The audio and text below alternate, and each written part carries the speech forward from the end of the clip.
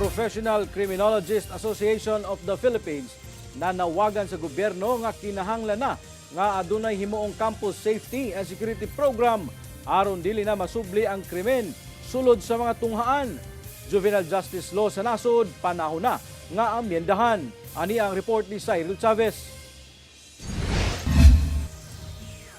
Nanawagan karon og reforma ang Professional Criminologists Association of the Philippines kung PCAP nga kinahanglan na adunay himuong campus safety and security program ang DepEd, CHED ug uban pang ahensya sa gobyerno.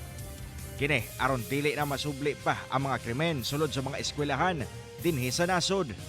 Matod ni Dr. Jerry Canyo, kinsa presidente sa PCAP, nga dugay ng panahon na nila gipanawagan sa gobyerno ang pagmugna niini aron matagaan og tagad ang seguridad ug kalawasan sa mga estudyante.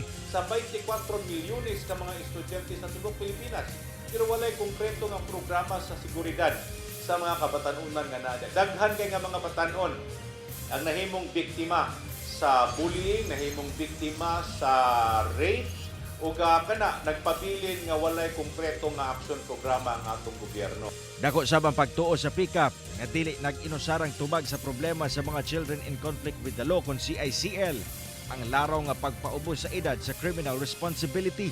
Bisan pag i-lower ang age of criminal responsibility or liability sa puso sa dili kini mahimong tubag sa kahimtang.